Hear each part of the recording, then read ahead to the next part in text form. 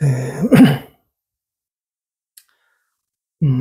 우리가 이 불타는 집, 이 삼계라는 이 지옥에 얼마나 잘 적응해가지고 껌딱지처럼 붙어 사는지, 정말 우리가 알지 못하고,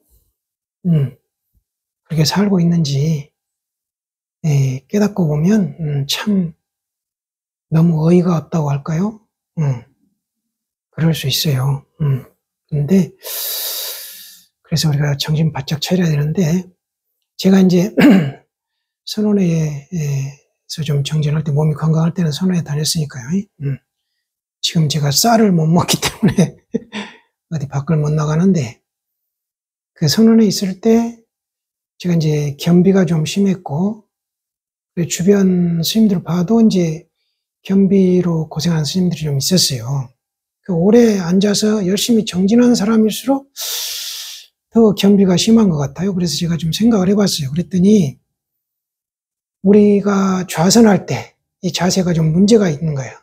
무슨 소리냐면은 우리 몸은 항상 좌우 대칭을 맞추면서 균형을 이루거든요.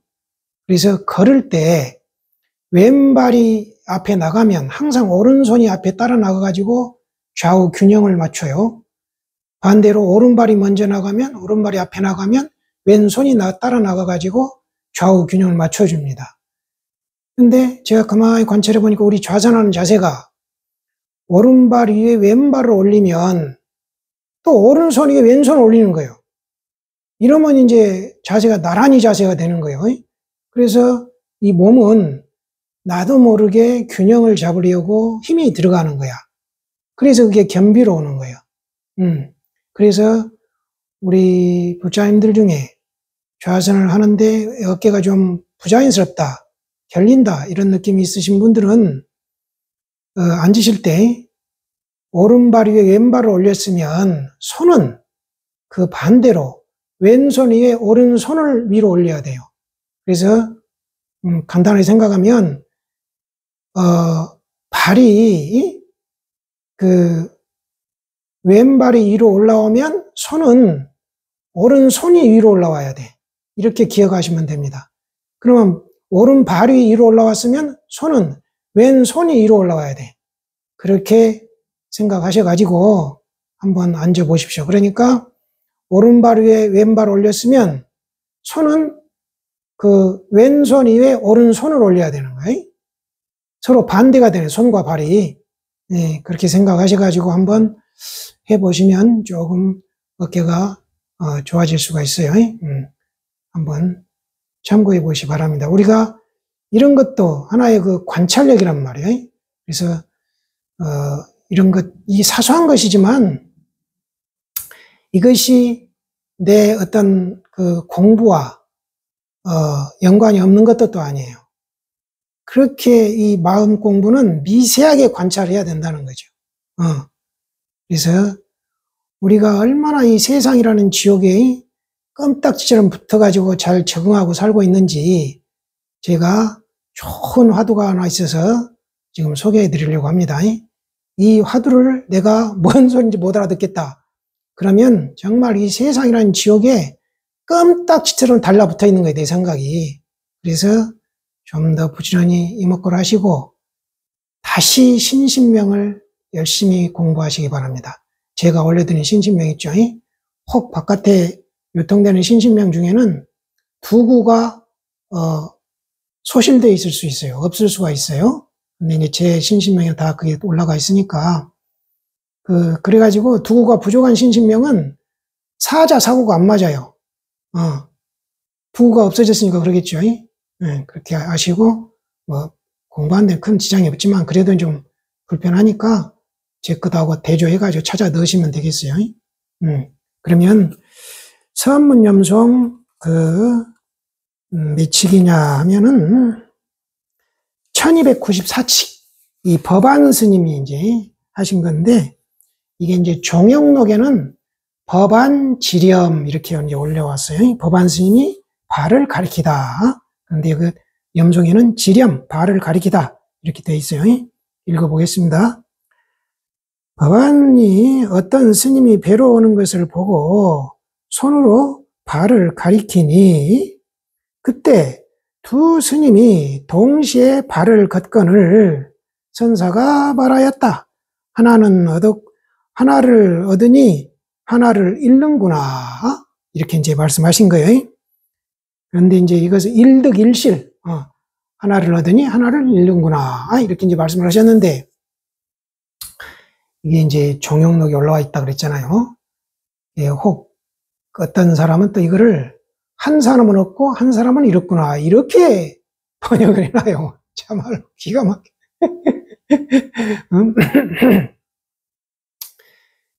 지금 두 사람이 가서 지금 발을 걷었다 그랬잖아요.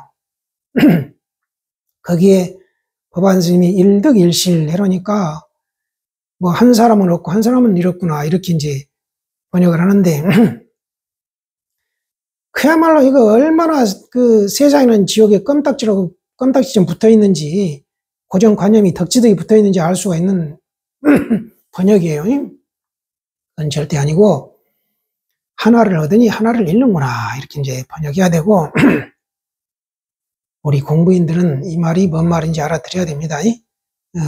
우리 불자님들 알아들으신 분이 있을지 모르겠는데 알아들으면 깨달은 사람이에요. 화두에는 절대 우열이 없습니다. 화두를 제대로 참고해서 알았다 그러면은 그 화두에 우열이 있질 않아요. 그런데 무슨 그 머리로 생각해가지고 이 화두에 우열이 있다고 그런 소리를 할 수가 있는데 그건 아니고 아니 이먹고 일득일실하니 하나를 얻고 하나를 잃었다니 이게 무슨 말일까? 이렇게 해서 의심을 해서 그 의심만 챙겨가지고 나중에 이 의심이 터지면 아니 거기에 뭔 화두의 우열이 있어요. 정말 참고해서 터졌다 그러면 응? 그런데 이제 그게 아니면 뭐 화두의 우열이 아니고 이건 화두가 아닌 거죠. 그렇게 제대로 참고한 화두가 아니니까 이건 화두가 아닌 거예요. 글로 알아버리면 안 된다니까. 그래서 글로 알아버리는 건 화두가 아니에요. 그래서 제가 이런 화두에 대해서도 어떤 도움말을 말씀드리기가 정말 조심스러운 거 이거는. 마치 어디 가운데 지금 금덩어리가 있는데 이 금덩어리를 손으로 직접 가리키면 안 되는 거예요. 주변만 살살 가리켜 주는 거예요. 주변만. 지가 직접 찾으라고. 그래 얼마나 어렵겠냐고 이걸. 까딱하다가 직접 가르쳐버리면 이 금덩이가 똥으로 변해는 거예요 그냥. 네. 그래서 이 말이 조심스러운 거예요 이것들이. 그래서 깨치신 선지식들도 함부로 그 화두에 대해서 이르질 않는 거예요. 그러니까 화두에 우열이 없다는 것은 무슨 말이냐. 어떤 사람은 내 생각이 한 부분에 너무 집착이 돼가지고 그쪽에 막히는 거예요.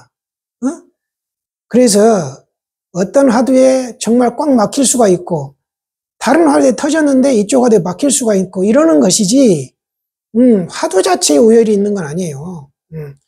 그런 걸 아시고 지금 이 화두 일득일실 하나를 얻으니 하나를 잃는구나. 자, 법안 스님께서 발을 딱 가리키신 거란 말이에요. 지금 여름철이잖아요. 딱 햇빛 가리게 딱 발을 가렸어. 이제 답답하니까 발을 딱 가리키니까 마침 두 스님이 있다가 가서 걸어가서 발을 걷어 올렸어. 그러니까 일득일실이구나. 하나를 얻으니 하나를 잃는구나. 이렇게 말씀하셨어요. 그래서 이건 정말 간단하면서도 너무나 좋은 화두예요. 그래서 여기에 이제 불안원 스님께서 이제 염해 놓으신 게 있어요. 이게 잘 돼가지고 제가 한번 그걸 읽어드리겠습니다. 불안원이 보살할 때 이제 법문하실 때란 말이에요. 이 이야기를 들어 말하였다. 그대들은 이를 살펴 무슨 얻음과 잃음이 있는가 해서는 안 될 일이다. 또 어떤 이는 한 사람은 가서 거둘 줄 알았으니 얻음이요 한 사람은 가서 거둘 줄 몰랐으니 잃음이라 하니 만일 이렇게 안다면 어떻게 의원 노릇을 할 줄 알겠는가? 지금 밝히지 못하는 까닭은 마음 깨달음이 분명하지 못하기 때문이다. 병을 알지 못하고 의원이라 하는 이는 다른 이가 아는 것도 모르고 모르는 것도 모른다. 있음 없음의 소견을 내는 곳에 전혀 가려내지 못하나니 어떻게 남을 위하며 어떻게 남에게 이야기를 하랴. 모름지기 뼈를 깎는 노력으로 궁구해야 한다. 만일 수긍하여 뼈를 깎는 노력으로 진실을 궁구하기만 하면 모를 것이 없으리라. 보지 못했는가? 옛사람이 말하기를 그대는 다만 앉아서 진리를 궁구하기만 하라. 20, 30년 동안에 알지 못하면 노승의 머리를 끊어 요광을 만들라 하였느니라. 자, 이런 법문을 해주셨어요. 이 지금 불안 청환 스님 이 이음이 아주 좋아요. 꼭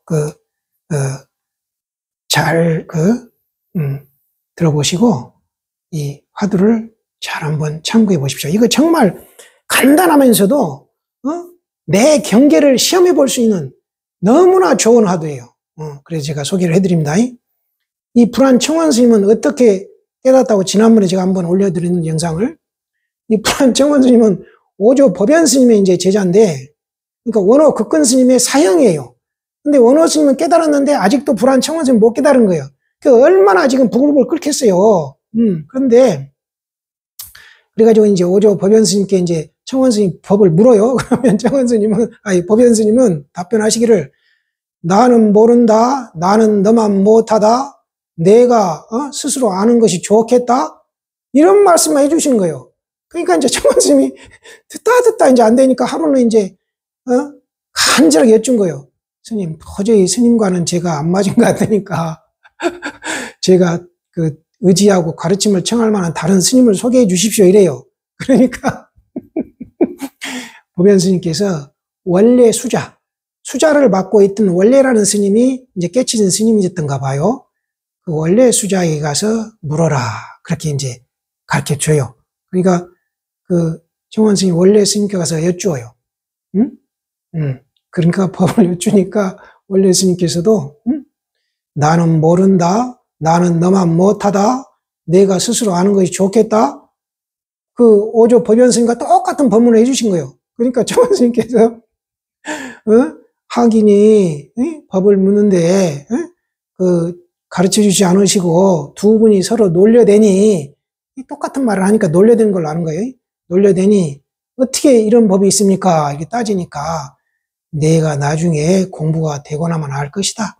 이렇게 이제 수자 스님이 말씀해 주세요. 그래가지고 이제 청원 스님이 돌아와가지고 그때 이제 지객 소임을 살았던 거 봐요. 지객방에 돌아와가지고 밤새 끙끙 앓고 이제 참고하다가, 그때가 겨울이었던가 봐요. 마치 화로에 이게 불씨가 꺼지니까 화로를 젓다가 그 안에서 불씨가 하나 나왔던 모양이죠. 그걸 보고 깨달은 거예요, 이제.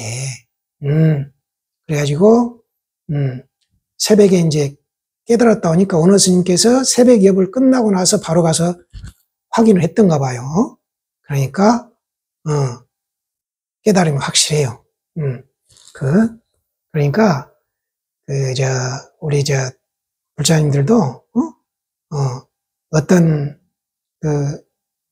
믿을 만한 선지식이라 그러면은 그 스님께서 이렇게 지시한 대로 따라야 되는 거야. 그러니까 이제 이게 선지식이 찾기 어려우면 이렇게 어록에 의지해야 돼. 어록. 법안치렴, 이거 정말 좋은 화두예요. 내가 막혔다. 그러면 이거는 분명히 내 공부가 아직 안 된 거예요. 제가 말씀드렸죠. 신식면부터 다시 읽으라고. 신식면부터 다시 읽어서 내가 하는 이 공부가 뭔지부터 알아야지. 뭔지부터 알아야 내가 어디에 막히는 거 알 거 아닌가. 우리 자님들 날씨가 더워도 좀 열심히 공부하시기 바랍니다. 이 공부가 없긴 없어요.